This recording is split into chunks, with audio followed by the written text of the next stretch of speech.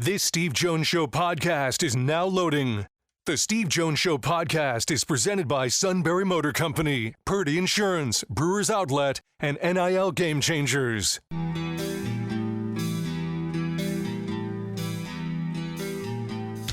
Bringing you an in-depth look at Penn State sports and more. This is the Steve Jones Show on News Radio 1070 WKOK. The Steve Jones Show is presented by NIL Game Changers, Sunbury Motor Company, Purdy Insurance, and Brewers Outlet. Now from the Sunbury Motor Studio, here's Steve Jones. This half hour brought to you by Purdy Insurance, Market Street in Sunbury. Go to purdyinsurance.com. Auto, home, life, business, boat, motorcycle, RV.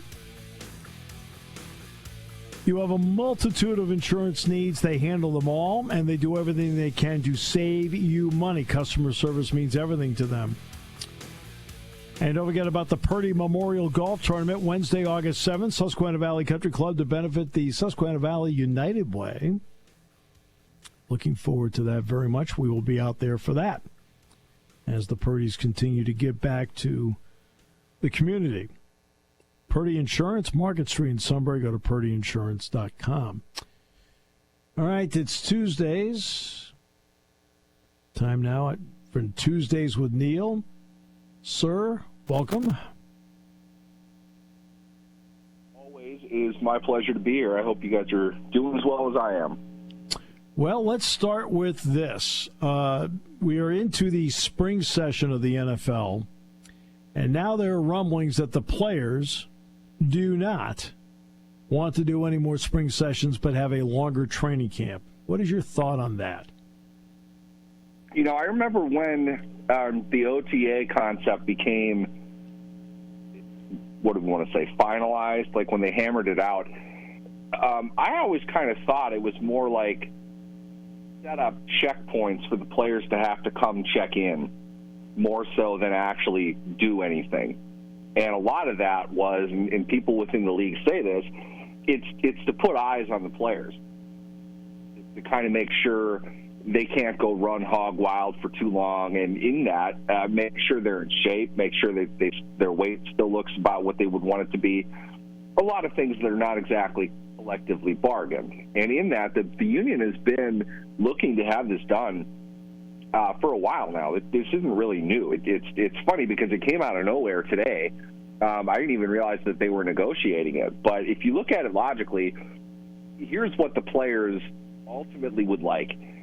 Push back when we have to come back to do football stuff. Don't have a gap between OTAs and training camp. There's about 6 weeks that goes into it there. Mm-hmm. Just give us the entire time off. We'll show up at, I haven't seen exact dates of when they were mentioning, but probably mid to late-ish June. Have us do all the stuff then go into training camp. And to me, it makes the most sense. It's the most logical way from a physical perspective. It's better for a player doing all of the things, kind of work themselves back into football shape at that point, if that's even such a thing that can be done anymore. I feel like you pretty much have to be conditioned 12 months out of the year. But have it lead into camp as opposed to let's do these voluntary things that we show up for and then take off for another 6 weeks after that. From a financial perspective, I think you'd probably get more attendance. There's not a gap in between it. A lot of it is per diem, and just to dive into that quickly, the players get X amount of dollars per day to show up to these things. I know that it's voluntary, but their teams are still obligated to pay them a per diem for being there, and the smart players show up because it's money, and why would you want to reject that? If that leads right into training camp, then there's a certain level of continuity I think that makes sense. They can just stay in town and kind of do it all at once and have your body at its most ready to jump right into camp, which is where things really count. So in this proposal, what they're basically saying is just to have all the voluntary stuff right leading up into camp. Then most places have their facility is the host of their training camp anyway, so they're all there. They're used to being there. They're used to being together. That level of continuity, I think, is beneficial for an athlete. And in that, it honestly would make the most sense. I don't really know from an ownership perspective why they wouldn't want to do it for any reason that they can publicly discuss. They would like to have it earlier just, again, to get a look at players, especially right after the draft, to know who they have, to know what type of shape that they're in, and get a sense of how what they're going to be facing come training camp. It's probably something the owners will have to have to let go of eventually. But in this case, I think it makes the most sense just to start all of it. And it's not too far away from the time that they used to basically do it like that. But it's probably best all around just to have it start late June or mid to late June, whatever that exact date is, and have it run into training camp just for the sake of keeping everybody together, keeping the unit together. It'd be a lot easier than just having them come back and then setting them loose for 6 more weeks. Yeah, I mean, look, if you're a veteran, I don't think tack on another week to the front of training camp. Fine. I mean, I'm fine with OTAs though for the free agents and rookies, just so they know who they have and who actually take a minute and see which ones they actually want to bring to camp. Now that's a different proposition to me. Yeah, exactly.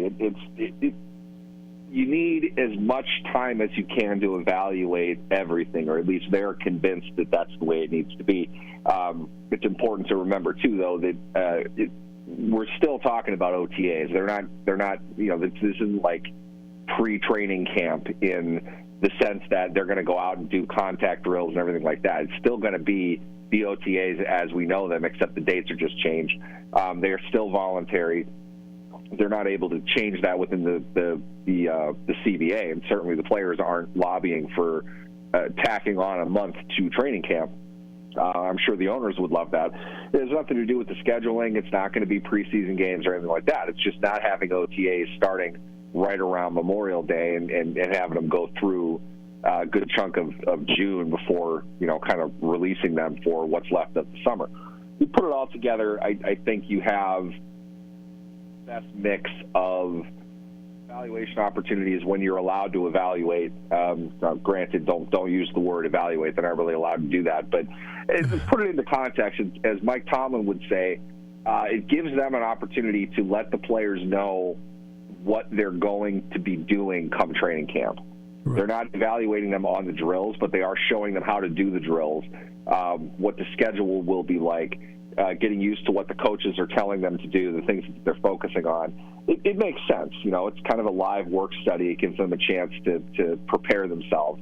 I feel, though, that type of preparation would be best, to get a sense of it going into camp, but then to go off 6 weeks on your own, I don't think they're in a better position because of that. They may as well just take it while it's fresh in their mind, go straight into camp, and then dig into the playbook, put on the pads, start getting actual coaching, and be evaluated physically and mentally for your validity or to your value of being on that year's team. That's just me from a management perspective. I feel that makes more sense. I'm curious to hear if teams have any specific pushback to it, what their argument would be. Well, this is where, again, let's think the way the NFL thinks, management size of it. So let's do that for a moment. All right. You know what? End of the season until training camp. And we'll only expand training camp by a week. But we want the 18th game. I don't think you look at it like this. I think people tend to think it's always a binary situation. It's always yes versus no. I think to some degree would be wise to accept, if nothing else, next collective bargaining agreement, the 18th game is probably going to be the NFL's priority. Yes, it is. If they're going to want that, it behooves membership of the NFLPA to get something in return for it. Yep. if they flat don't want to do it, okay. But to be honest, I don't think they flat don't want to do it. I think that they want to get something significant for it, and they should. Mm-hmm. They only make sense, right? This is why the revenue is split on an overall percentage. So if there are more games, logically that money is going to filter back down to the players. They're not going to get a flat rate for the extra game. That's something that'll work itself out the same way it did when 17 games were there. What do the players want collectively? What do they want as a group that would justify the inclusion of the 17th game? Now, I know you and I have had this conversation a bunch, but it's just amazing to me how much more leverage ownership has in this negotiation, because while probably the average generation of players in the NFL is 3 years, give or take. That's about the average length of a career. So you're changing over a team pretty much entirely once every 3 years. I think that's fair to say. 90+% of your roster is different every 3 years. Those players go out of the league just as often as they go anywhere else. And depending on the circumstances, some are still, members of the union, and I don't know why they'd want to do that. If they're continuing their career, they want to be. They're paying dues on it. But in those pockets, those generations of players, priorities are completely different. Yeah, that's right. Different things for different people. This is how the NFL got the last CBA to go through with little to no resistance. What they did was offer a massive increase at the minimum level of salary to something that you might argue is closer to, relatively speaking, living wages in comparison to other sports, in comparison to, relative to the violence in which they are inflicting and taking on in their lives. It went up from, I believe, $325 at the absolute bargain basement level to $750 now, in exchange for essentially signing off critical health care issues and adding another game to the schedule. Now, players off the top of my head, too, that I can remember being outwardly against this, Aaron Rodgers, and at the time when he was playing, J.J. Watt.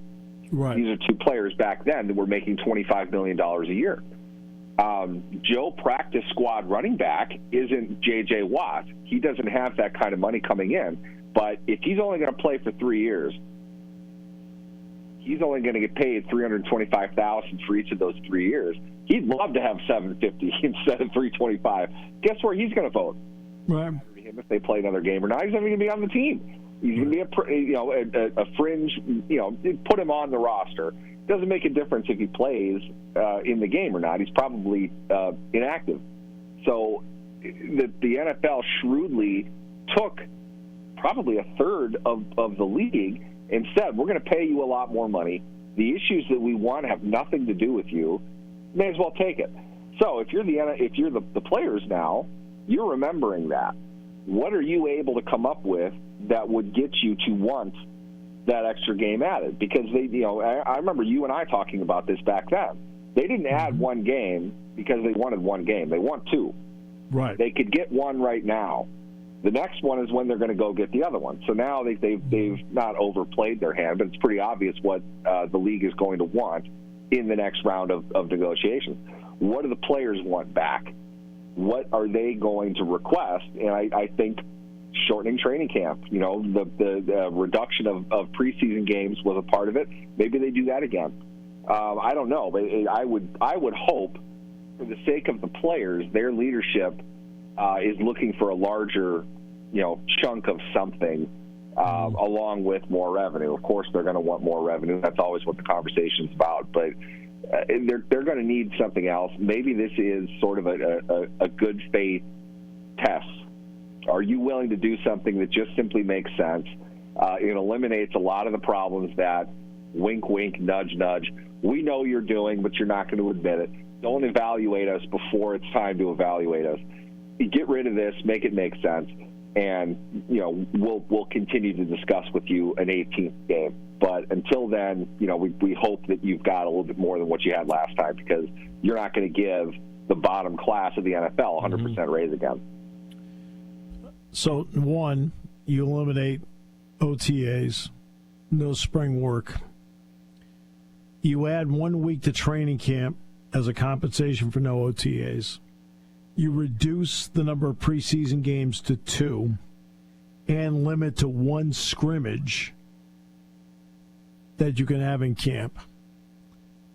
You then go to the 18th game, and whatever revenue that comes out of adding an 18th game, you get 49% of that to be distributed.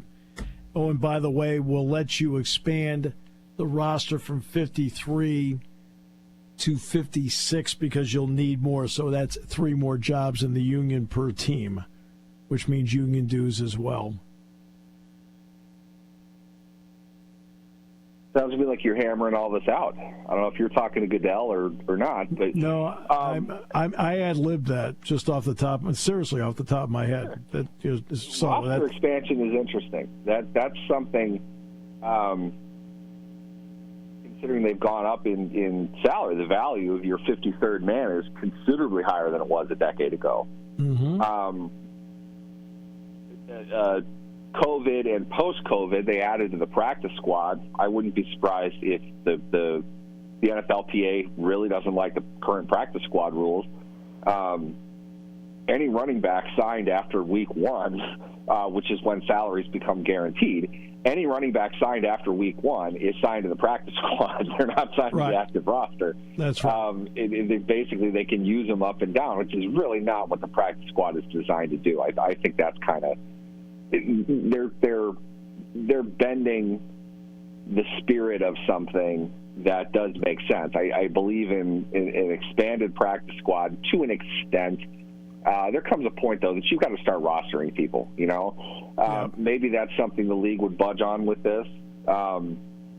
Interesting to me would be how, once again, that bottom level would get behind it, but the veteran players aren't going to care. They're not going to want to play another game just so there could be 3 more guys to compete to be, the shield on special teams. However, they do special teams now and in the future.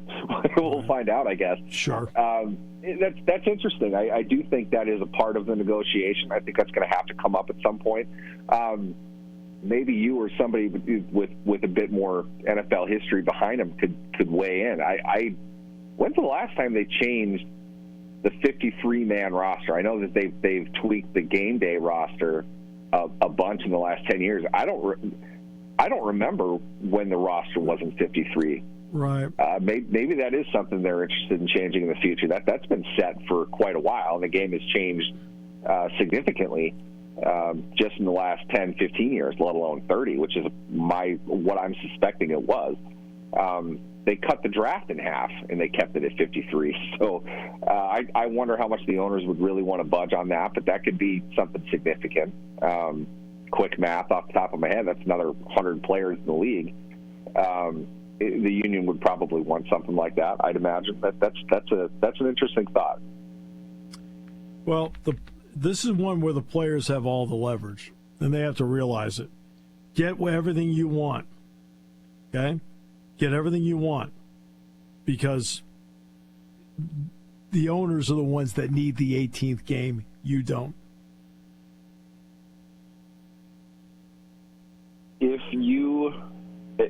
I would go back to this. I think you could always call a CBA a Cold War in some way. They're negotiating this every day. They're going to line up their priorities.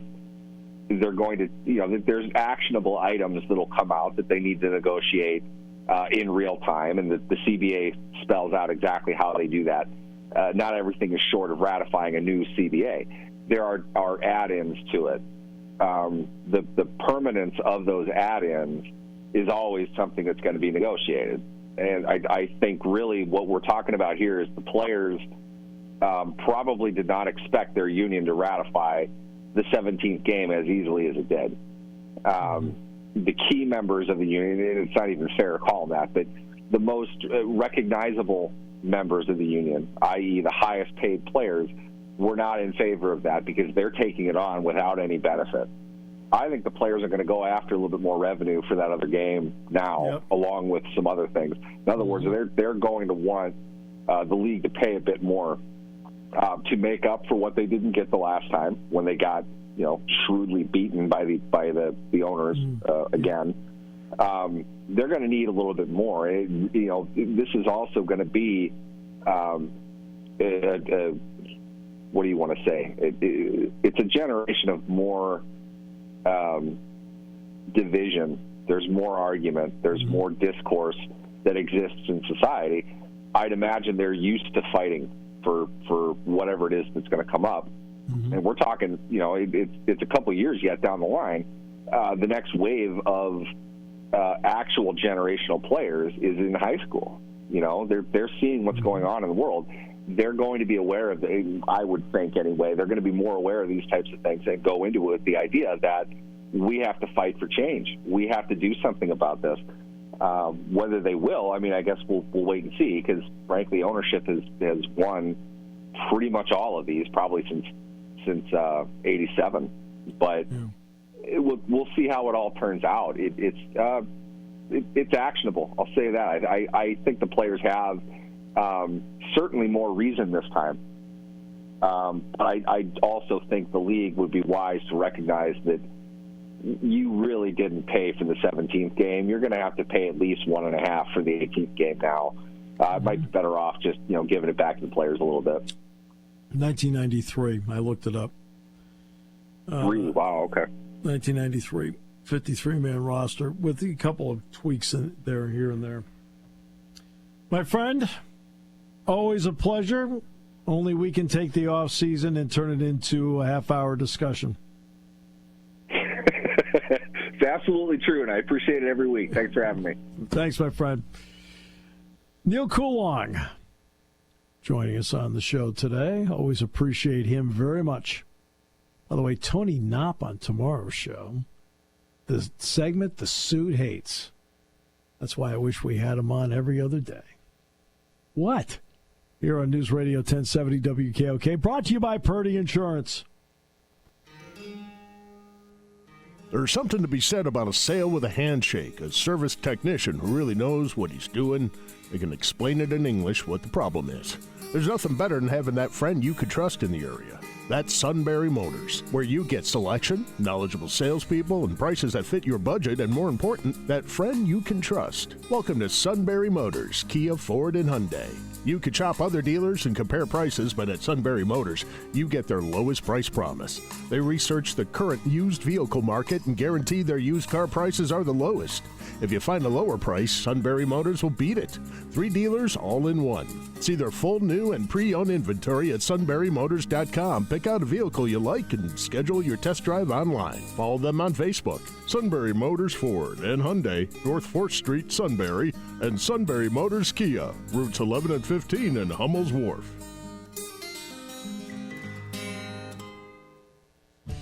Spring has sprung, and it's time to dust off those insurance policies. For over 100 years, the Purdy Insurance Agency has been protecting families and businesses of the greater Susquehanna Valley and beyond. With the experience of our trained and knowledgeable staff, you can rest assured that your needs will be evaluated and met by some of the industry's best representatives. No matter what your insurance needs are, call Purdy Insurance today at 570-286-5855 or visit our website at purdyinsurance.com to see what we can do for you.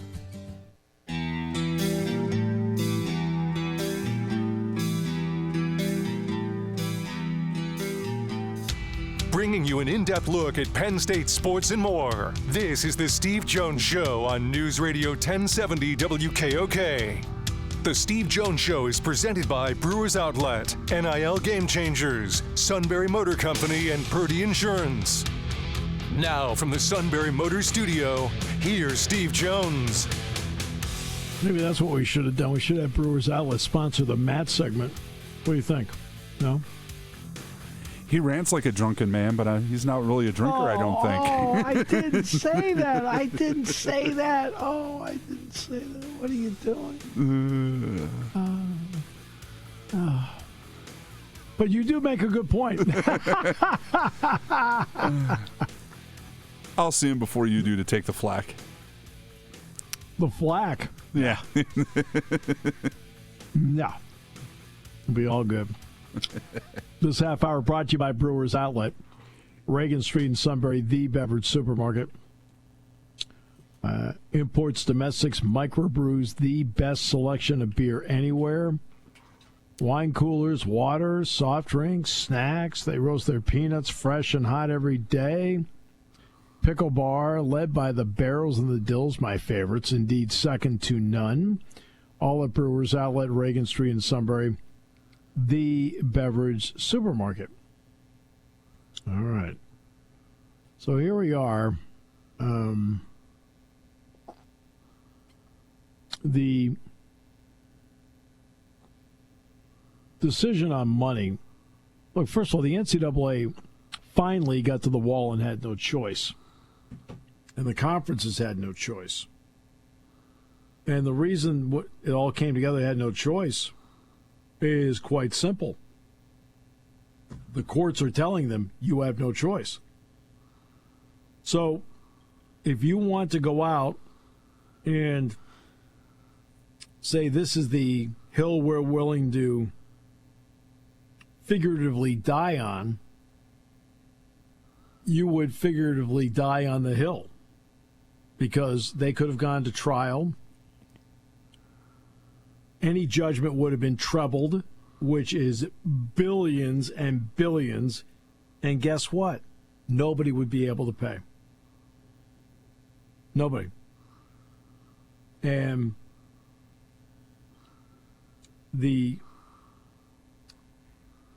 I think that's what it comes down to. Private equity is going to be something that is going to be looked into. I am going to see Pat Kraft tonight, by the way, so I'll talk to him a little bit tonight about a couple things. But private equity is something that needs to be looked into. It doesn't mean it's the be-all, end-all, and it doesn't mean it's the savior either.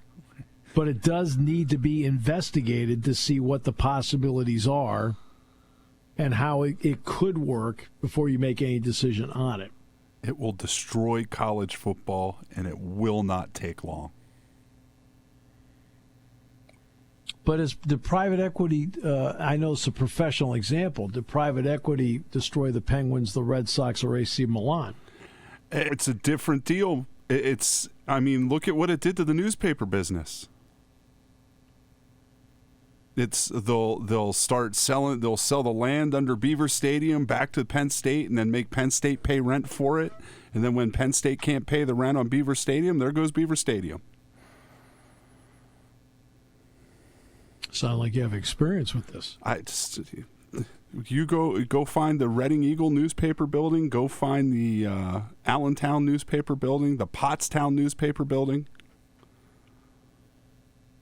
So you're saying private equity is a bad path? Well, if they can figure out when have these, for lack of a better term, tech bros improved our lives lately?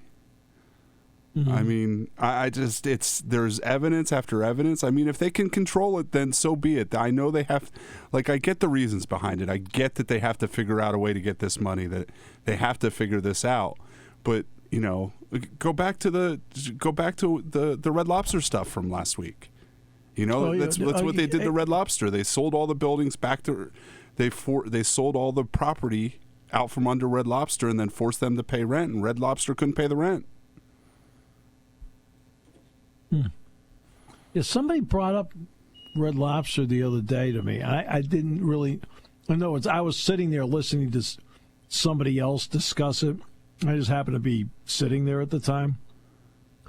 So is Red Lobster out of business, or what are they? It filed for bankruptcy. I don't think they closed a bunch of restaurants. I don't think they're technically completely out of business yet. And that's because of private equity. That's who bought them. That's who was running them for the past 4 or 5 years. I mean, it's just up and down the newspaper business of these firms have bought, newspapers and newspaper chains and gutted them. Sold all the parts that made money, and they're one-person news staffs that are working out of their homes, just trying to trying to still do the jobs because they love the jobs, not for the money at this point. And there's no, it's just, I mean, the one that keeps sticking out into my head is the Pottstown Mercury. Right. It's Thai Union. So in 2020, gaining 49% control of the chain, Red Lobster employees were assured that Thai Union would not interfere with their decisions. Thai Union will not be involved in Red Lobster's day-to-day operations, including supply chain standards and processes, according to a document. The document was entitled Seafood Supplier Talking Points. Okay? And this was approved by both Thai Union and Red Lobster executives. Okay? We intend to maintain relationships with all current seafood suppliers. By 2022, so this is 2 years later, representatives from Thai Union in Thailand, whose $4 billion empire includes brands like Chicken of the Sea and John West Foods, were embedded in Red Lobster's Orlando headquarters, serving in top roles and closely directing the largest seafood restaurant chain in the world. Thai Union Finance Chief Ludwig Garnier said an analyst call in 2022, we are much deeper involved in the management of Red Lobster. Now, to Todd's point, now Red Lobster has drowned in a relentless supply of Thai Union-supplied shrimp. Red Lobster filed for Chapter 11 bankruptcy Sunday, and it plans to sell its business to its lenders. In turn, Red Lobster will receive financing to stay afloat. Thai Union, their damaging decisions drove the pioneering chain's fall, according to 13 former Red Lobster executives and senior leaders in various areas of the business, as well as analysts. All but 2 of the former Red Lobster employees spoke under the condition of anonymity because of either non-disclosure agreements with Thai Union, fear that speaking out would harm their careers, or because they don't want to jeopardize deferred compensation from Red Lobster. Thai Union said earlier this year that they blame the COVID-19 pandemic as well as sustained industry headwinds, higher interest rates, and rising material and labor costs for Red Lobster's struggles. Thai Union said it's been a supplier to Red Lobster for more than 30 years, and we intend for that relationship to continue. A bankruptcy process will allow Red Lobster to restructure its financial obligations and realize its long-term potential in a more favorable operating environment, the company said. Thai Union did not respond to questions, though, about specific allegations in the story. Former Red Lobster employees say that while the pandemic, inflation, and rent costs did impact Red Lobster, Thai Union's ineptitude was a pivotal factor in their decline.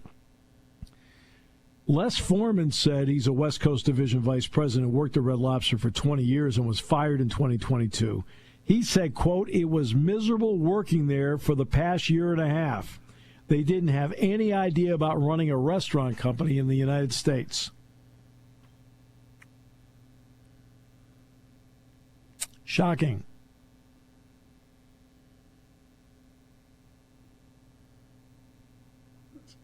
So does this match up with what you know about private equity? Pretty much. And, I think Adam made the point, if somebody's going to pay a bunch of money, into the NIL thing, and they sign contracts with these people, are they going to expect to say on who's to play? Let's say their son's on the team. Yeah. Well, as Joe Paterno always said, he was correct. He says, I want your dollars, not your 2 cents. I bet there's a long list of high school coaches that would love to say that to people. I know. Look, that's the other part. Maybe under NCAA rules, you cap private equity at 20%. I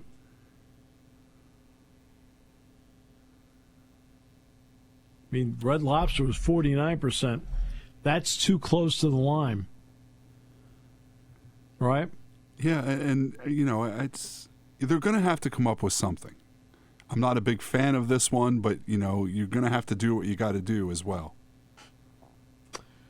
Okay, so there are a couple things. Number one, you do have to investigate private equity, and you have to, because you have to see and see what the possibilities are. Don't get too enamored with gigantic numbers. You go, oh, we got it made. We're good. No.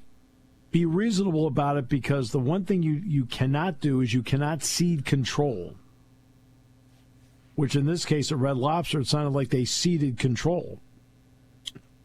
And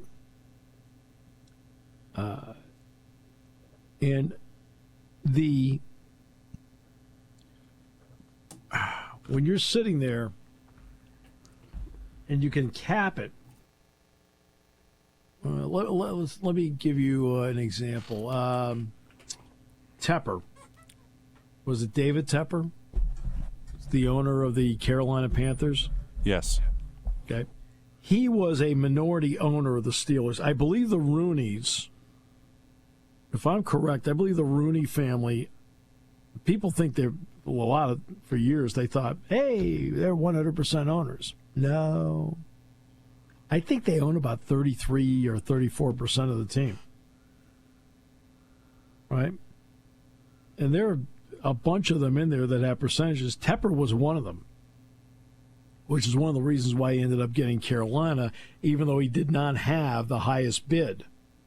They knew who he was, and they knew who he was with. And because of that, it opened the door for him to get it, because they knew who they were dealing with.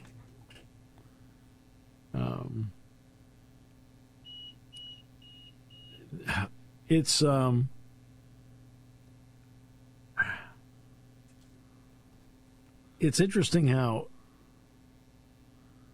again, number one, look at private equity, but I'd also look at sponsorship on jersey sponsorship as well, because I think that can benefit to the tune of $10 to $15 million a year if done correctly. Then go with private equity as another possibility, but I think you have to internally cap the private equity number. I mean, according to Redbird, Jerry Cardinal, he says that they gave him an example, and he said, and the example he was given was Michigan, and he said Michigan is about $1 billion. That's what he said. And I'm just telling you what he said. He said there are 5 to 10 we would want to get involved with. No offense, I think Penn State would be one of them he would look into. Because, again, who's number 6 in total TV viewership from 2016 to 2023? Penn State. Who's among the 18 schools that make up 50% of the TV ratings? Penn State. Let's be honest, they'd want a shot at that alumni base, too. Sure they would. But you would have to craft this in such a way where, yes, do they have to get something out of it? The private equity firm? Of course they would. They would have to get something out of it. But at the same time, what you get out of it is the money and maintaining control. And the idea is make sure you negotiate with multiple private equity firms. That way, when it's done and say there is a problem and you need an out in the contract, you've got other people you can turn to and say, remember last time we talked, we need to talk again. That's me.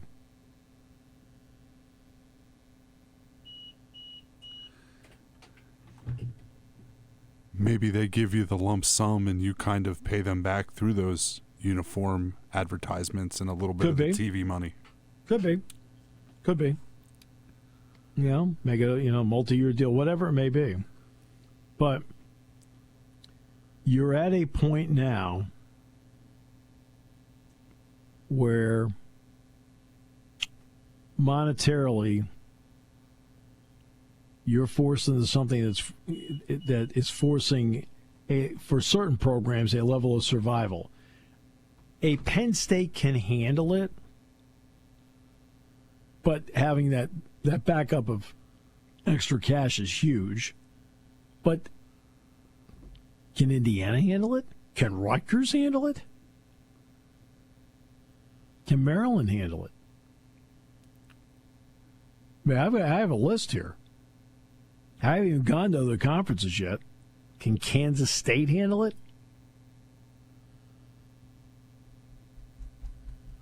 I mean, I'm talking about the 20 to 22 million. Who can handle it? I mean, that you have to ask it. Now, let's look at Washington. I'm not going to look at Oregon for the moment, because Oregon, if they went with private equity, they have Nike behind them, okay? Right? So let's talk about Washington for a moment, or even UCLA. Can they handle it? UCLA is $104 million in athletic debt. Can they handle it? The 20 to 22 million in annual fees to players? Can they handle it?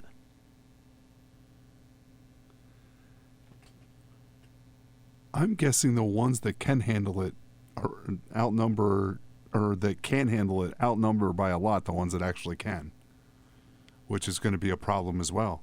Oh, the ones, yeah, you're saying the ones that can't. Yeah. Yeah, okay. Yeah, and that's a big issue. And there's also going to be, in the settlement, 40% of the money they're going to have. Okay.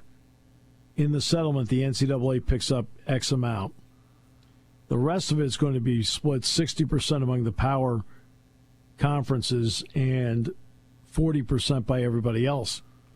Can Bucknell actually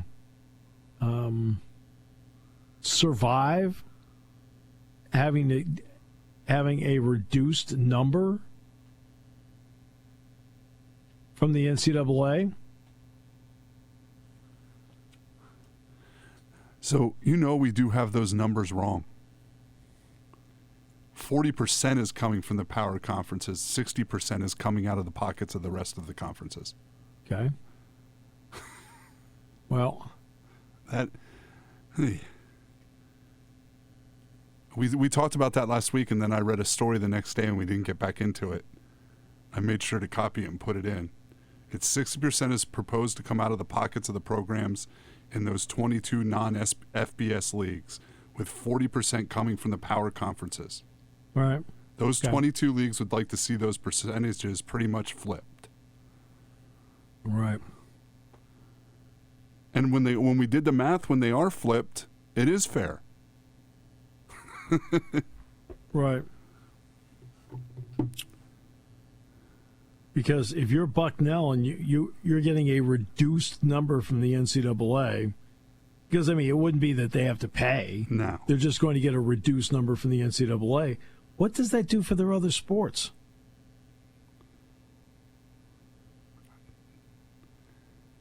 It's not something I looked into, but I can't imagine. I'm not sure football's a moneymaker for them. Oh, no, football's not a moneymaker. It can't be. Football is, anybody in the FCS level does not make a dime from football. Nobody in FCS does. Well, then they're making their money off of basketball, and that's where they're reducing the money from. Right, exactly. It is that to me is the perilous part of all this. Which sports end up surviving this? I don't want to see anything cut. No. And I thought COVID would lead to cutting, okay? So remember that. I thought COVID would lead to some cutting in sports. It didn't. But now we're dealing in numbers that a year ago people did not anticipate. How about that? Yeah, that sums it up. That big sigh there. Yes. Big numbers. And when it comes to private equity, Todd will tell you in the newspaper business, it helped destroy it. Fair? Fair. Okay. We have Tony Knopp tomorrow. We're going to talk about private equity with him. All right? We're going to talk about private equity with him tomorrow and get into that with him and what he's hearing out there. Because look, USC is a private institution, and he's very well connected at USC. They look at private equity in a heartbeat. All right, this half hour has been brought to you by our good friends at Brewers Outlet, Reagan Street in Sunbury, the beverage supermarket here on News Radio 1070 WKOK. Party time, game time, or just fun time. Doesn't matter what time it is because it's Brewers Outlet time. The beverage supermarket has the area's largest beer selection. Imports, microbrews, ciders, and domestics. Pick from over 100 ice-cold 12-packs and dozens of 24-ounce singles. Soda, snacks, hot sauces, fresh roasted peanuts. Make it one-stop party shopping, and don't forget the pickle bar. So whatever you're celebrating or just doing it up, Brewers Outlet, Reagan Street, Sunbury wants to see you. And thank you for your years of patronage. You want your young athlete to get the most out of life and NIL. You need a roadmap, a strategic approach. NIL Game Changers help student athletes earn while they learn in their collegiate journey. Driven by former student athletes and coaches who work as NIL sports agents and content media designers, they'll guide both student and family, starting with high school students looking toward college and those already in college. Get a seasoned team of marketing experts with a background in athletics and coaching. Visit NILGameChangers.org, the ultimate destination for name, image, and likeness opportunities.